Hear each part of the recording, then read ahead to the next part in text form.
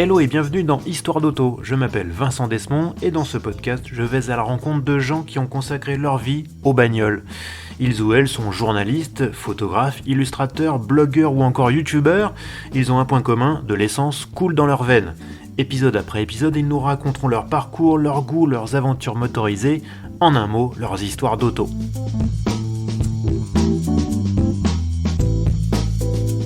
Mon invité est un voyageur. Il voyage en vrai, toujours au volant d'ancienne, pour ne pas dire de taco, mais il voyage aussi avec ses crayons, avec lesquels il dessine des routes, des autos, des panneaux, une France de cartes postales des jours heureux entre Renault Dauphine et Chanteur Yéyé. D'un trait fin et précis, il fait revivre un temps qui n'existe plus, un temps où l'on prenait le temps, loin des autoroutes et des fast-foods. Mon invité, c'est l'illustrateur et scénariste Thierry Dubois. Eh bien bonjour à tous et merci de rejoindre ce podcast une nouvelle fois. Alors je voudrais juste dire en introduction que j'enregistre exceptionnellement cet épisode en journée et que comme par hasard mes voisins ont décidé de faire des travaux dans leur immeuble. Voilà, donc vous entendez derrière moi le bruit de perceuse qui va nous accompagner je pense pendant tout cet épisode. Mais c'est pas grave, c'est les joies du pas direct, puisqu'on n'est même pas en direct, j'ai même pas cette excuse là. Donc c'est pas grave, mais je suis quand même très content parce qu'aujourd'hui j'ai un invité que je voulais inviter depuis le début en fait de ce podcast. C'est donc Thierry Dubois. Bonjour Thierry. Bonjour. Merci beaucoup d'avoir accepté mon invitation. Je suis un fan pas de la première heure, mais presque. En fait, je t'ai découvert grâce à tes livres sur la Nationale 7, qui est évidemment ta grande passion. Et moi, j'aime bien les routes un peu mythiques comme ça. Donc, c'est un point commun qu'on a. Mais du coup, je voulais un peu revenir avec toi dans le passé. On va évoquer évidemment ton parcours. Mais peut-être déjà, la première question que je voulais te poser, c'est à quand remonte ton plus ancien souvenir d'auto ? Ah ben là, j'avais des parents qui roulaient beaucoup, donc des souvenirs d'auto, ça fait partie des premiers souvenirs que j'ai dans la vie. C'est des voyages, voilà, d'être assis soit sur les genoux de ma mère ou entre mes parents, entre les deux sièges avant des parents. Là. Mon père roulait en DS, ma mère roulait en Dauphine. Et tous les week-ends, on partait, donc c'est vrai que l'auto était quand même très présente. Ah oui, tes parents étaient déjà des voyageurs alors, tous les Ah week-ends. oui, oui, oui, oui. Et puis mon père était déjà un amoureux de route, hein, donc lui, il était centralien, ingénieur. Il a aussi toujours été passionné par les travaux routiers, Ouais. donc on a été bercé à ça dès notre enfance. J'avais un frère, une sœur, on était trois dans la DS familiale, et il arrivait qu'on aille faire de temps en temps un petit crochet pour aller découvrir un nouveau ouvrage d'art ou une nouvelle portion d'autoroute. Ah oui, donc cette passion pour la route, elle est pas venue de nulle part alors. Je pense qu'il y a un peu d'atavisme familial, oui. Tu as toujours dessiné ? Ah oui, ça c'est vrai que c'est le dessin, ça a toujours été ma vie. J'ai fait pas mal de choses avant de faire du dessin de façon professionnelle, mais toujours dans l'optique de finir par ça, quoi. Le dessin, ça a toujours été quelque chose qui me plaisait. Alors ça veut pas dire que c'était parmi mes cours favoris à l'école, mais j'ai l'impression d'avoir toujours dessiné. Donc voilà, ça fait partie de ma vie. Tu étais déjà un lecteur de bande dessinée étant gamin ? Oui, oui, j'ai été élevé au Tintin, au Spirou, dès que j'étais plus jeune, avec la ferme volonté de les rejoindre au plus vite. Est-ce que c'est justement le style Hergé qui t'a inspiré pour trouver toi ta patte, ton style à toi ? Bah, disons que c'est ce qu'on appelle l'école belge, une école assez classique, qui correspond bien en plus au genre d'époque, c'est-à-dire on est quand même axé années 50-60, et c'est quand même l'âge d'or de ce style. Donc il est parfaitement adapté à ça. Et je veux surtout pas parler. C'est un style qui continue. Voilà, je cherche pas à imiter. Je pense que c'est une continuité, quoi. Voilà, c'est un style qu'on aime. Alors moi, je trouve qu'il s'adapte parfaitement à cette époque. Dès qu'on dessine du moderne comme ça, je trouve que c'est moins réussi, quoi. Donc, ce côté rond correspond très bien, justement. Ça correspond aussi aux carrosseries de voiture. Ouais, tout à fait. Et alors, donc, comment tu en es arrivé d'une passion à faire de cette passion ton métier ? Ben, c'était un cheminement assez long, hein, parce que c'est vrai que mes parents n'étaient pas spécialement, je les comprends, hein, ouverts aux carrières artistiques dans la famille, quoi. Donc il y avait ce côté de l'époque, passe ton bac, après on verra, hein. Ouais. Donc j'ai poursuivi les études. Dans J'ai, quel domaine ? ah bah, en général, puisque je suis allé jusqu'au bac, Ouais. j'ai un tout petit peu commencé des études de droit, mais c'était vraiment pas quelque chose qui me plaisait. Donc, je suis parti à l'armée pendant quelques années, où là, j'ai très bons souvenirs, hein. C'est une période au niveau physique, tout qui était parfaite, hein. C'était la vie au grand air. Ouais. Mais et j'y étais tellement bien que je me suis dit, il faut pas que j'y reste parce que sinon j'y resterai toute ma vie. Donc je l'ai quitté avec toujours cette optique de faire du dessin. Et donc j'ai fait pas mal de petits métiers pour réussir à réunir les conditions de, de me mettre à mon compte en faisant que du dessin. Parce que même, je veux dire, toute modestie mise à part, même si on est bon ou quoi, c'est quand même des métiers où c'est très difficile de commencer. On démarre pas tout de suite avec ces journées occupées tout le temps. Il faut quand même trouver des clients, il faut quand même trouver quelque chose pour vivre à côté. Donc, j'ai fait beaucoup de petits métiers à côté. J'ai eu quand même pas mal d'aide, je dirais, de ma famille, etc. Ça m'a permis. Tu faisais quoi comme petit boulot? Oh, j'ai travaillé dans tout, moi, dans le bâtiment, dans les faux plafonds, dans les volets roulants. Et puis, en fait, j'ai aussi à une époque, je suis rentré comme responsable de parc et de personnel dans une boîte de grande remise et de location de voitures de luxe. Ouais. Et donc, ça, c'était mes compétences techniques et de commandement militaire qui étaient requises. Et là, j'y ai passé quand même pas mal de temps. Et j'en ai aussi de très bons souvenirs, hein, quand on a 27, 28 ans, qu'on roule que dans des voitures de luxe. C'est plutôt sympathique. Donc, je vais pas dire que j'en ai eu assez, mais j'ai eu la chance justement de pouvoir conduire tout un tas de voitures sympathiques assez jeunes, quoi. C'était quelle époque? C'était quel genre de voiture du coup? C'était fin des années 80, début des années 90. Donc, c'était l'époque des 328 Ferrari, 348, 512, Ah ouais. les Porsche 928 S4 et 911, tout ça, c'était des grandes routières que j'avais plaisir à emprunter, quoi. Ah bah oui, tu m'étonnes, oui. Après, il faut toujours se dire, c'est les voitures quand elles m'appartiennent pas, j'y fais très attention. Elles m'intéressent moins que quand c'est les miennes. Je veux dire, tant qu'une voiture m'appartient pas, ça me fait plaisir de l'utiliser, mais c'est pas un aboutissement, quoi. Moi, j'ai vraiment beaucoup de plaisir à rouler avec mes voitures. Alors, je sais pas, c'est le côté collection ou quoi qui fait. Emprunter une voiture, ça, c'est sympa à laisser, mais ça me fait pas plus envie que ça. Rouler avec mes voitures, ça me procure beaucoup plus de plaisir. Donc alors, à quel moment tu as réussi à devenir dessinateur et à vivre de ça? Donc, en fait, à l'époque, j'ai négocié avec mon patron, qui était devenu un ami, hein, un licenciement économique, ce qui me permettait de bénéficier d'un an de chômage. Alors, c'est pas d'en profiter honteusement, hein, c'est que c'est vrai que pendant cette année, ça m'a permis de travailler, d'avancer. J'ai fait une petite expo à Paris de dessin où il y a eu quand même pas mal de gens qui sont venus. Et puis, j'ai envoyé beaucoup de dessins à la presse, aux journaux, et notamment à la Vie de l'Auto, qui rapidement m'a dit écoutez, monsieur Dubois, ça nous intéresse. Est-ce que vous seriez capable d'en faire un par semaine? J'ai dit oui, oui, bien, banco. Hmm. Et donc, ça, le premier est paru en fait en décembre 92. C'était pour Noël. Et là, on doit être à 1380 dessins Ah ouais. de la semaine sur LVA, quoi.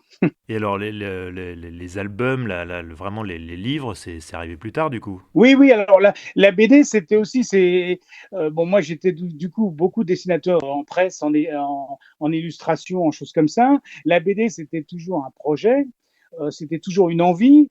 Et j'ai découvert un copain qui s'appelle Jean-Luc Delvaux, qui est un petit peu plus jeune que moi, mais en fait, à l'époque, c'est simple, en 93, il y avait eu un article dans l'Auto-Journal sur moi, c'est toujours valorisant et c'est sympa. Carrément, oui. Et lui, il avait lu cet article, il était en Belgique, à côté de Liège, et puis en voyant ça, il dit, mais ce type fait exactement la même chose que moi, c'est super et tout, et il m'a écrit. Et puis comme j'allais en Belgique peu après, je l'ai rencontré, et donc on est vraiment devenus amis. On n'est pas du tout concurrents, je dirais, parce que dans le dessin, il y a que des confrères. Et on s'est toujours bien entendu, et ça faisait longtemps qu'on avait envie de faire quelque chose ensemble. Et donc quand ça s'est présenté, pour te dire, c'était à l'époque, je travaillais pour les collections presse, la Altaïa, vous savez, les petites voitures. Ouais, ouais. Il y avait une collection qui s'appelle la Route Bleue, les étapes mythiques de l'A7. Mhm. Je faisais les fascicules. Et donc, c'était un boulot de dingue parce que je faisais un fascicule tous les 15 jours avec 16 pages de texte, de dessins, de photos. Je fournissais tout. Waouh. Et c'est vrai que c'était assez dur, mais bon, j'en garde un très bon souvenir parce que ça te donne un rythme de travail. Et puis, dans mes recherches, ça m'a beaucoup servi. Et je leur ai proposé chez Altaïa si, comme la collection marchait bien, est-ce que je peux faire 2 pages de BD dans les fascicules? Ils m'ont dit, bah, autant que ça se vend, il n'y a pas de souci. Et donc, c'est là que j'ai vu avec Jean-Luc et on a lancé le premier épisode de Jacques Gippard. Ouais. En fait, moi, j'étais au scénario et lui au dessin. C'est dans ces fascicules-là que les premières planches sont parues. Et donc, on a fait un album comme ça, complet, avant d'avoir un éditeur. Alors justement, qui est ce fameux Jacques Gippard? Alors Jacques Gippard, bon, à l'époque avec Jean-Luc, on s'est installé autour d'une table, on a dit voilà, on veut faire notre héros celui qu'on veut. On veut pas que ce soit une copie de ce qui existe. Donc on a défini tous ces traits de caractère, son nom et tout. On voulait un Jacques français, pas un Jack américain. Gippard, il fallait quelque chose de percutant, hein, un truc j'y vais, Gippard. Et puis on voulait qu'il soit, alors vous savez, en général en BD, il n'y a pas 50 professions. Soit il est journaliste, soit il est flic, soit il est détective privé, parce que ça permet d'évoluer dans tous les milieux. Parce que si on fait un truc purement automobile, genre les aventures de Riri le pilote ou Jojo le routier, au bout de 3 albums, on a un peu fait le tour du truc, quoi. Et donc, l'avantage de ces professions, donc flic, journaliste ou détective, c'est que ça leur permet d'évoluer partout. Et donc, moi, je voulais plutôt un journaliste, parce que un journaliste, je dirais entre guillemets, un flic, c'est presque trop facile. Il a l'aide pour les recherches, pour tout ça. Il a toute la nation derrière lui, alors qu'un journaliste, il doit beaucoup se démerder tout seul. Et en plus, un journaliste, il peut toujours être borderline. Il peut de temps en temps faire des trucs interdits, ce que peut pas faire un policier, quoi. Non, c'est pas vrai, ça n'existe pas, ça. Oui, non, mais ça, bien sûr. Mais donc, c'est pour ça qu'on a défini ce journaliste. En plus, moi, j'adore les faits divers. Donc, il travaille pour un journal qui s'appelle France Enquête, qui est un peu inspiré de détective. Ouais. Et donc, il travaille toujours sur des affaires criminelles, des choses comme ça. Parce que ça me plaît. Et donc, cette bande dessinée de Jacques Gippard, qui est dans une collection automobile, en fait, est quand même une collection policière, presque. C'est plus des albums policiers qu'automobiles. Mais l'automobile y est omniprésente, parce que lui, il aime bien conduire. Puis il y a toujours des poursuites, des choses comme ça. D'accord, alors tu dessines, mais tu écris aussi des scénarios. Voilà. Qu'est-ce que tu préfères d'un des deux? Oh, on peut pas dire je préfère ça ou ça, parce que moi, j'aime bien travailler pour Jacques Gippard, j'aime bien faire des recherches. Et puis, quand je fais le scénario, je fais aussi un découpage où je fais à peu près en stylisé comment je vois les choses. Je fais une espèce de BD rapide, des refs, pour montrer à Jean-Luc comment je vois les choses. Et puis, bah, lui, avec ça, soit il garde à peu près ce que j'ai dit, soit il change.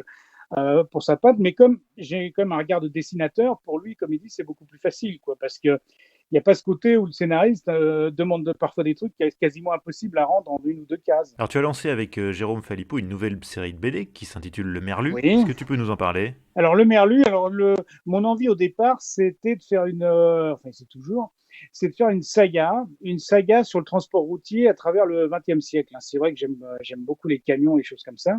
Et donc faire la saga d'une famille de transporteurs routiers, quelque chose qui démarre avec le transport routier au début du XXe siècle et qui se poursuit tout le long.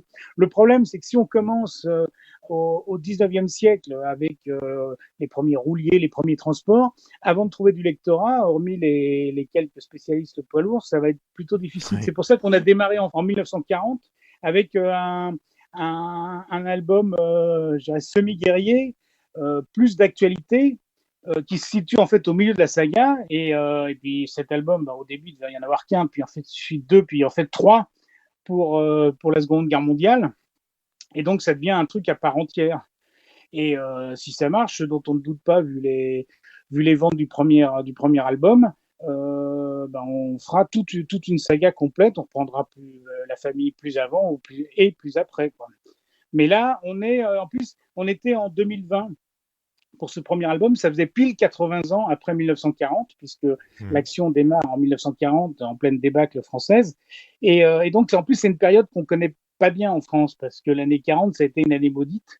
D'ailleurs, ce qui est assez amusant, c'est que 80 ans plus tard, 2020 est aussi un peu une année maudite. Ouais, je crois qu'on peut le dire. Et, Ouais. et donc, c'était une façon de rendre hommage à cette année 1940, qu'on a un peu oublié et gommé parce que c'est l'année de la défaite et tout, alors Mm. que la France fait quand même partie entre guillemets, du camp des vainqueurs de 1945. Ouais, ouais, ouais. C'est marrant parce que je suis juste en ce moment en train de relire, enfin de lire L'étrange défaite de Marc Bloch et effectivement c'est Ouais, exactement cette période-là, quoi. c'est terrible parce que il y a une espèce de honte sur cette période. On avait un commandement qui manifestement était en dessous de tout, Ouais, ce qui est pas nouveau. Et donc, bah, il y a quand même eu beaucoup de morts, beaucoup de héros et tout ça est passé un peu à l'oubli, quoi. Puis en plus, c'est des héros ordinaires. Georges Collin, le héros, bon, bah, il est sergent appelé qui se retrouve comme il est d'une famille de transporteurs, il est logiquement dans une section de transport de l'armée, et mm. puis il va se trouver confronté ben voilà, au combat, aux choses comme ça. Et en plus, on a toujours une vision manichéenne de la Seconde Guerre mondiale, avec d'un côté les collabos, de l'autre les résistants. Tout ça, ça s'est mis en place très doucement. Donc en Ouais. 1940, il n'y avait rien de fait, quoi. Alors, en plus, tout ça est quand même un peu inspiré des souvenirs familiaux, quoi, de mes deux grands-pères.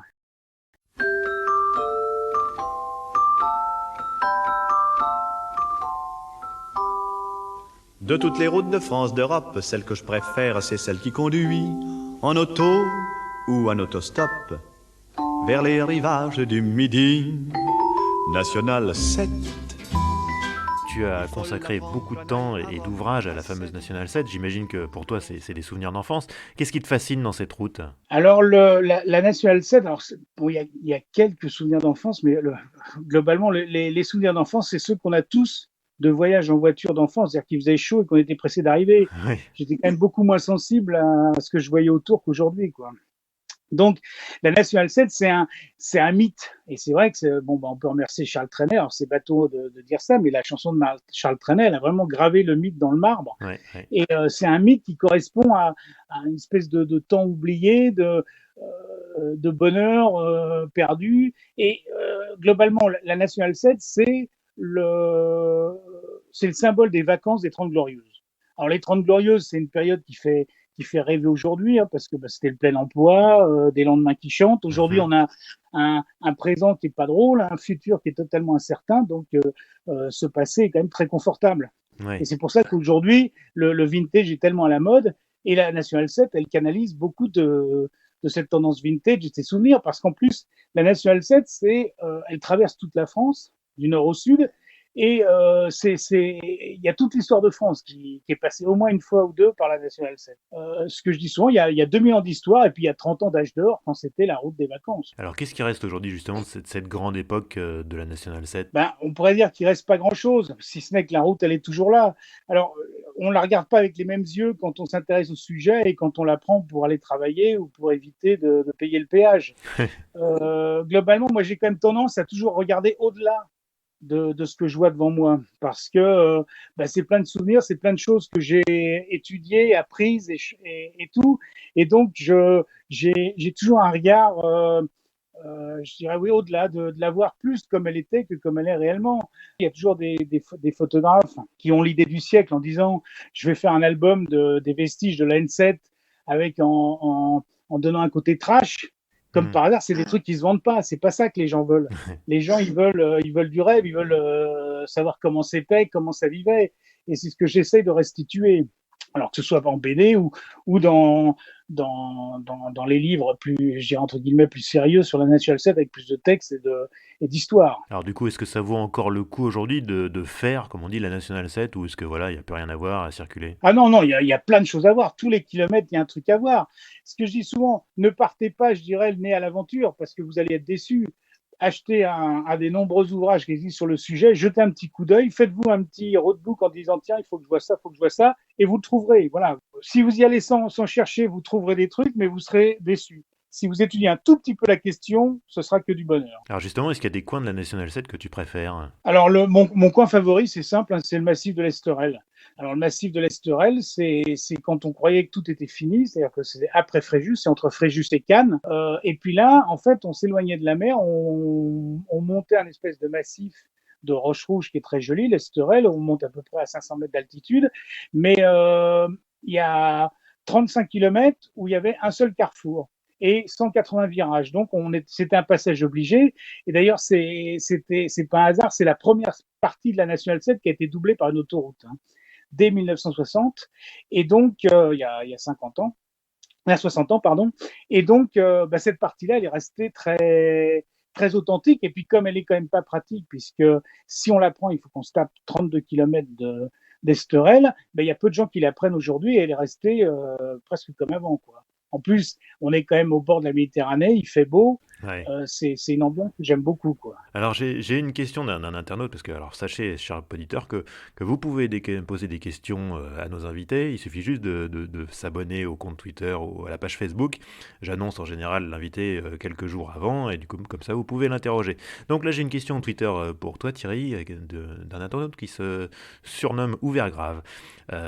Qu'est-ce qui définit de ton point de vue une belle route? Une belle route, c'est une route qu'on a plaisir à prendre. Voilà, c'est pas une corvée de la prendre. Alors, il y a des belles routes, comme la Nationale 7, et il y a des très belles routes, comme la route Napoléon ou la route des Alpes. Voilà. Une belle route, c'est une route qu'on a plaisir à prendre. C'est comme ça que je définirais. Quand tu dis ça, tu considères la route comme le ruban de bitume ou aussi tout ce qu'il y a autour, les villes qu'on L'atmosphère, traverse, le patrimoine? les paysages et tout ce qu'on traverse. En fait, le plaisir qu'on a à prendre une route, c'est quand ça dépasse le côté utilitaire, quoi. C'est que l'environnement est sympathique, les paysages, en général le climat si on le fait l'été, tout ça concourt à en faire une belle route. Mais en plus, une route, il faut toujours avoir à l'idée que c'est quelque chose d'utile. C'est vrai que je suis pas un fan des routes touristiques en soi parce qu'elles n'ont pas d'intérêt historique. Elles relient certains endroits plus ou moins intéressants, mais une route historique, elle a été construite ou tracée pour justement rejoindre deux points. Donc, elle a toujours eu un intérêt ou stratégique ou géographique. Et c'est pour ça que la route, il faut pas, elle évolue toujours. Et c'est pas un mal, c'est pas un bien. On peut pas figer la Nationale 7 dans le temps parce que ça reste un outil qui doit être mis à jour tout le temps. Est-ce que tu as déjà fait d'autres routes mythiques en dehors de la France? On pense tous évidemment à la route 66 aux États-Unis, mais peut-être qu'il y a d'autres routes que tu as pu faire ailleurs dans le monde? Pas tellement, non. J'aime bien. Bon, déjà, la France est tellement chargée de vieilles routes. Il y a tellement à faire et tellement à voir que c'est vrai que j'avouerais que j'ai jamais pris la route 66 parce qu'en plus j'ai une espèce de peur d'être un peu déçu, quoi. C'est devenu tellement d'après ce que j'en vois, un mythe ou quoi, que c'est plus, je dirais, d'aller voir les paysages qui m'intéressent que de prendre la route en elle-même. Ah bah écoute, pour l'avoir fait 2 fois, je te confirme que ça vaut le coup de la faire quand même, malgré tout, hein. Oui, non, mais en fait, voilà, si j'ai envie de faire la route 66, ce qui me plairait, c'est vraiment d'acheter une Ford T là-bas et de le faire avec. Je sais que c'est pas la voiture idéale pour le faire, mais j'aime beaucoup les Ford T. Ouais. Et de rouler en Ford T sur la route 66, voilà un rêve qui me ferait bien plaisir. Oui, effectivement.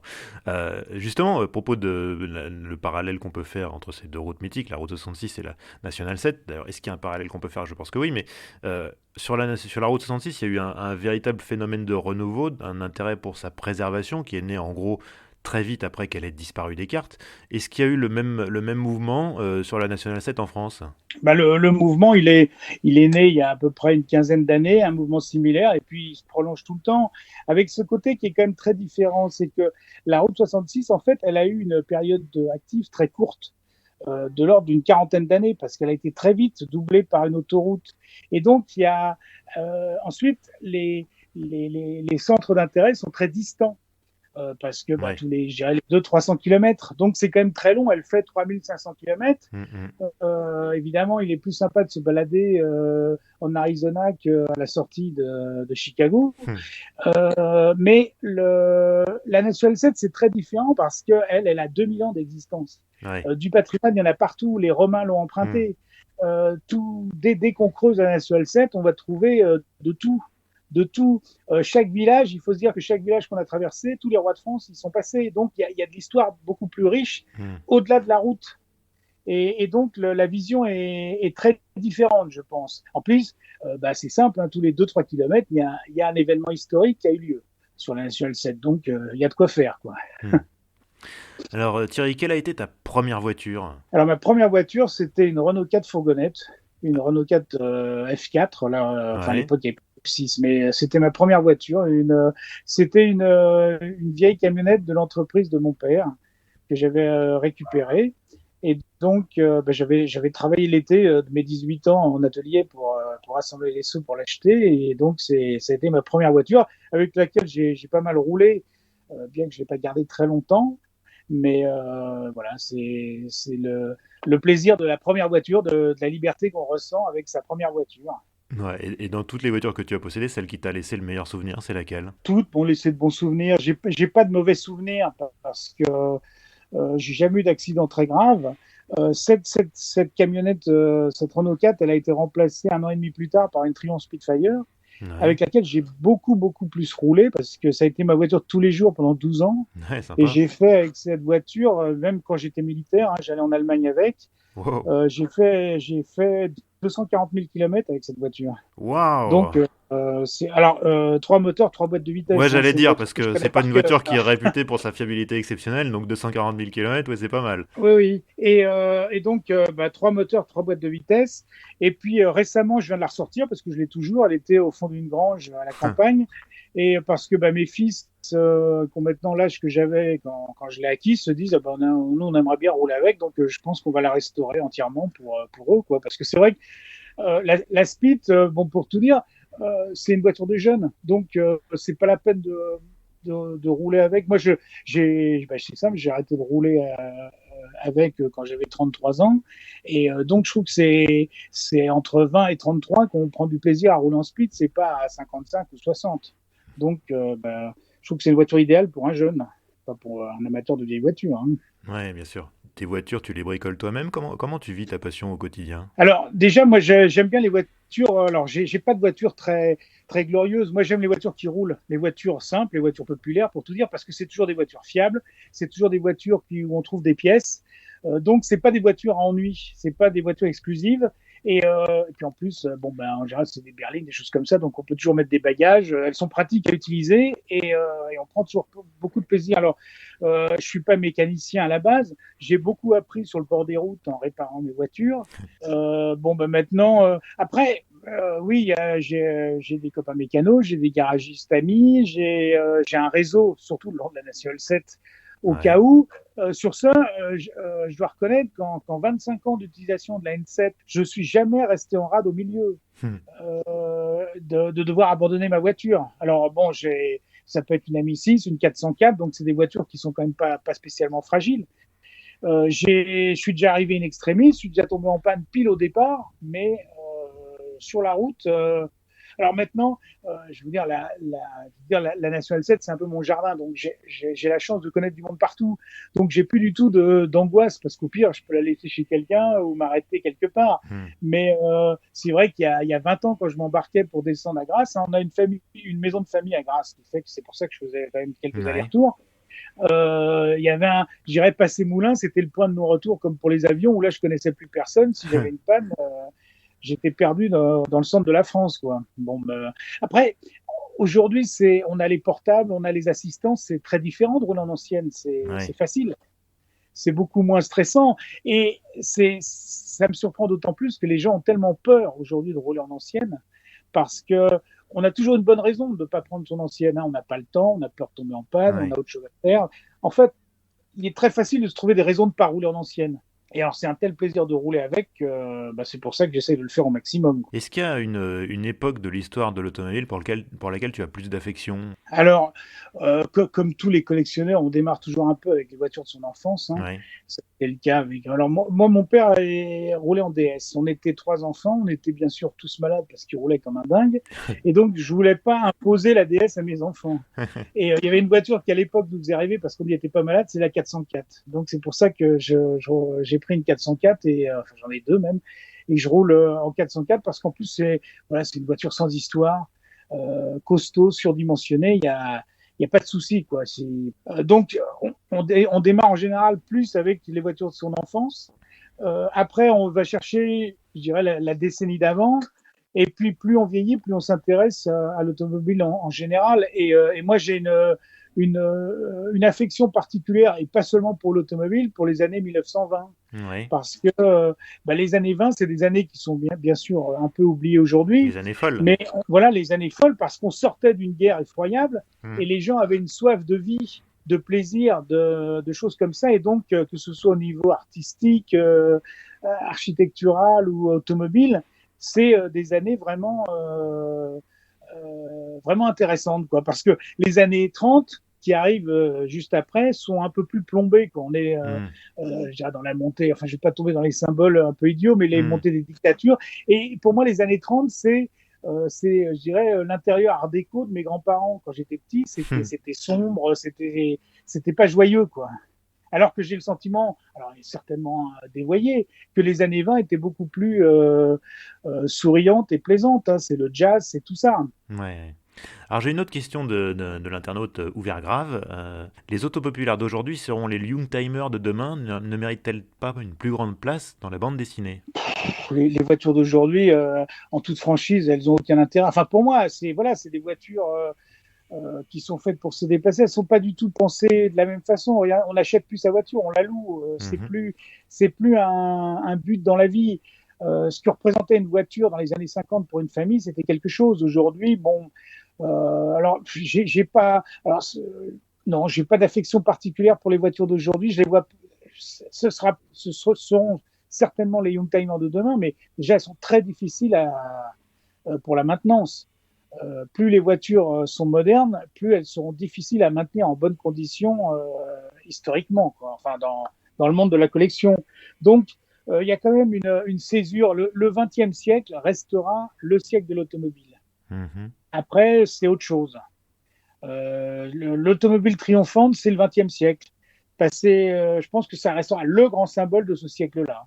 Donc, oui, les Youngtimers, bon, ça m'amuse si je roule dans une 405 ou quelque chose comme ça, mais à titre anecdotique.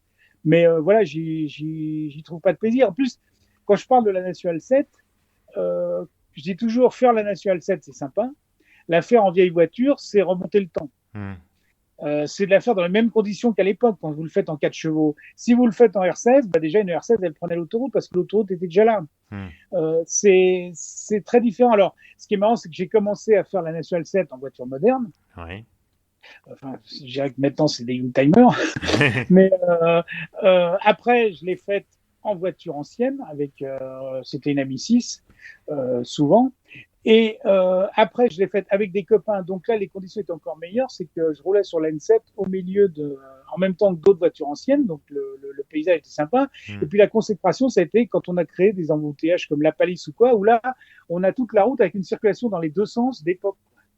Et ça, c'est au niveau reconstitution, on retrouve la National 7 d'antan. Alors, à ton avis, quelle place y aura-t-il à l'avenir pour la voiture de collection? Parce qu'on sent que ça plane, hein, qu'elle est peut-être un peu menacée. Est-ce qu'on pourra encore s'en servir, à ton avis? Comment ça va évoluer, ça?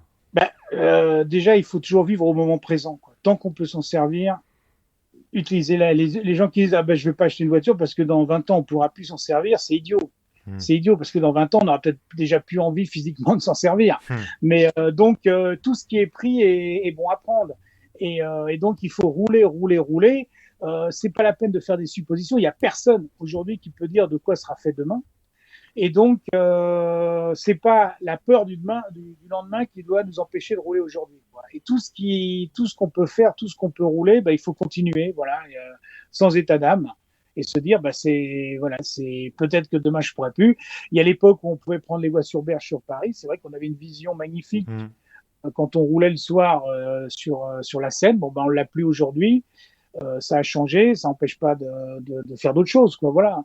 Donc, je dis, avant de faire des suppositions sur l'avenir, il faut vivre le temps présent au maximum. C'est vrai que les voitures anciennes sont bannies de plus en plus des grandes villes, mais je dirais que c'est toutes les voitures, d'une manière générale, sont bannies des centres-villes. Alors, la FFVE est quand même très active, puisque, par exemple, elle permet à Paris de rouler quand on est en carte risque collection, ce qui est très bien. Après, il faut vraiment avoir envie, un jeudi après-midi, d'aller avec une vieille voiture traverser Paris. Ouais. Nous, ce qu'on fait toujours avec des copains et ce qu'on fait régulièrement, c'est le dimanche matin. Et là, c'est un vrai bonheur.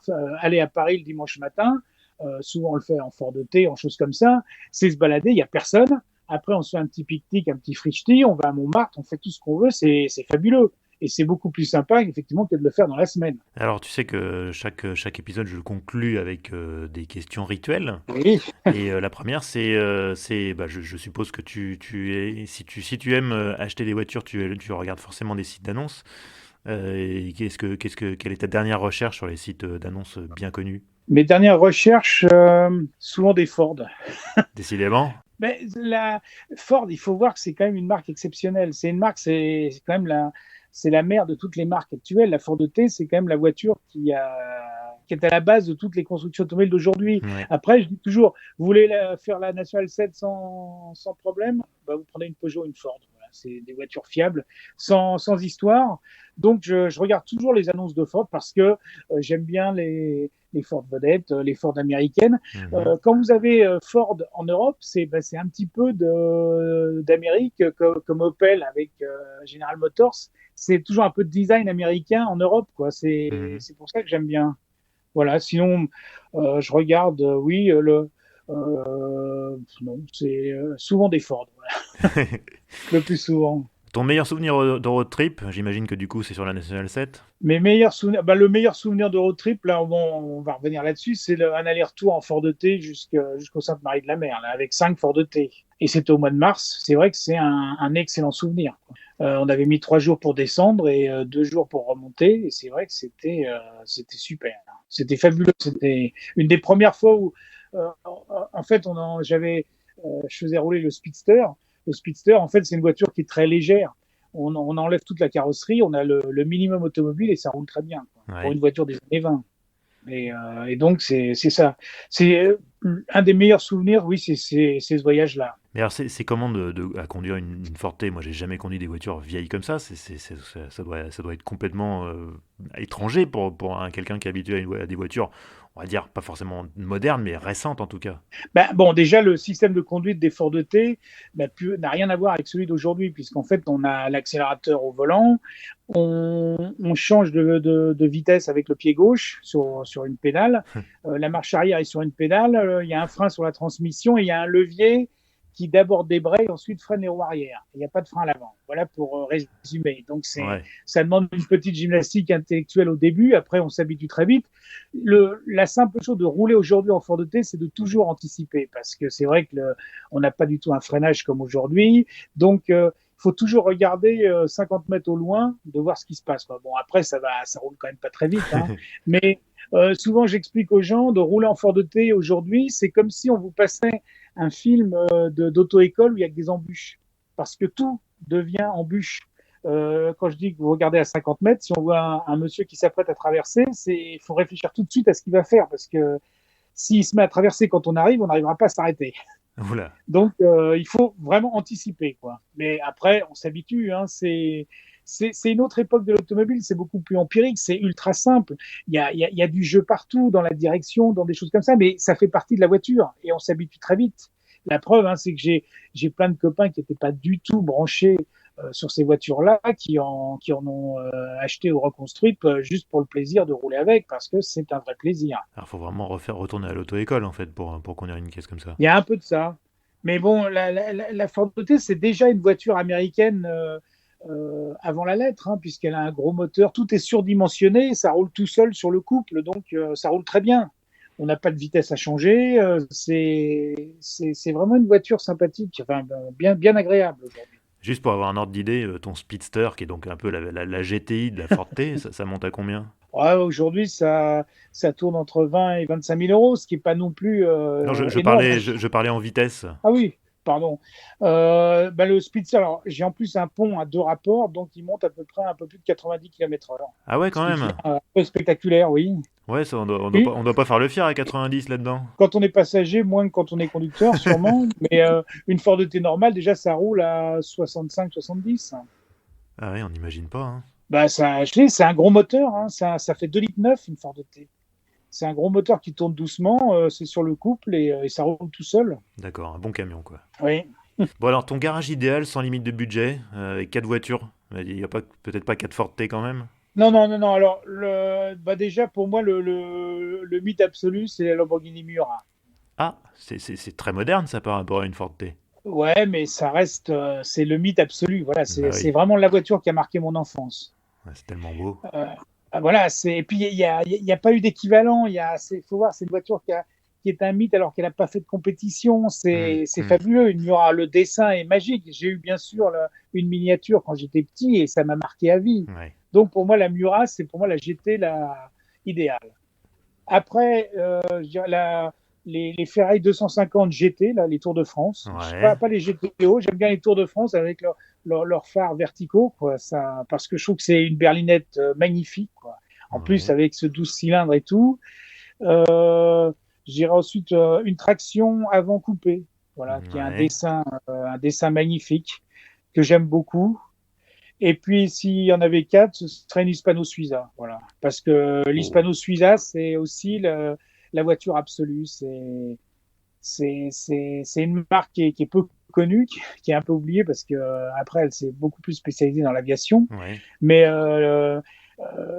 l'Hispano Suiza, c'est une marque, donc, une grande marque classique française, qui a ceci de particulier qu'elle allie les performances et le luxe, quoi. Vous savez, tu vois, il y a des marques, on va dire comme Rolls, qui sont axées sur le luxe. Tu as des marques qui sont axées sur le sport, comme Bugatti ou Delage. Ouais. Hispano Suiza, on a les deux, quoi. Et c'est une voiture efficace et luxueuse. Et alors, elles sont peu connues. J'ai la chance de bien connaître les gens du club Hispano Suiza, donc j'ai eu souvent l'occasion d'en conduire. Et c'est vrai que c'est fabuleux. Ce sont des voitures absolument fabuleuses. Donc voilà le garage idéal que je verrais bien ici. Bah, c'est un beau garage, ouais, effectivement. Ouais. Bon, et si tu devais conduire qu'une seule auto jusqu'à la fin de tes jours, qu'est-ce que ça serait? Oh ben une Ford T, c'est sûr. Je sais pas pourquoi Là, je m'attendais à cette ouais. réponse. Ton speedster? Pas spécialement. La première que j'ai refaite, c'est une camionnette en bois. Et j'avoue que si je devais en garder qu'une, ce serait celle-là, parce que c'est celle par qui tout est arrivé, quoi. Et puis en plus, elle est sympa, quoi. J'aime bien les voitures en bois parce elles ont beaucoup plus de chaleur, quoi. Ces caisses en bois sont quasiment vivantes. Ça ressemble à quoi? C'est une Forte avec genre une benne de pick-up Non, non, elle est fermée. C'est ce qu'on appelle une boulangère, c'est-à-dire c'est une voiture de D'accord. livraison avec la caisse tout en bois, quoi. Ah, ok. D'accord. Bon, bah écoute, Thierry, on est arrivé à la fin de cet épisode. J'arrête de te cuisiner avec mes questions. Non, mais En tout cas, je te remercie beaucoup d'avoir accepté mon invitation. Et puis, c'était un vrai plaisir, Vincent. je pense qu'on a donné envie aux gens de se plonger dans les aventures de Jacques Gippard et du Merlu. Ah ben, j'espère bien. Et moi-même, je vais m'y plonger Et d'ailleurs. j'invite les gens à se brancher sur mon Facebook, Thierry Dubois N7, parce que c'est pas seulement de la BD ou du dessin, il y a aussi beaucoup d'automobiles anciennes et de balades. Eh ben oui, tout à fait, tu as tout à fait raison. J'allais en parler justement. Eh ben merci beaucoup Voilà. Thierry. À une prochaine. Merci Salut. Vincent. À bientôt. Merci d'avoir écouté cet épisode d'Histoire d'Auto. S'il vous a plu, n'hésitez pas à vous abonner, voire à laisser une appréciation sur la plateforme où vous récupérez ce balado. Ça aidera d'autres personnes à découvrir ces entretiens. Pour vous tenir au courant de l'actualité du podcast, vous pouvez liker sa page Facebook ou vous abonner à son fil Twitter. Cherchez à chaque fois Histoire d'Auto au pluriel. Enfin, vous pouvez me joindre par mail, histoiredauto toujours au pluriel, @gmail.com pour vos commentaires, suggestions ou idées. Enfin, n'oubliez pas, Histoire d'Auto, c'est un nouvel épisode tous les 1er et 15 du mois. À bientôt et bonne route.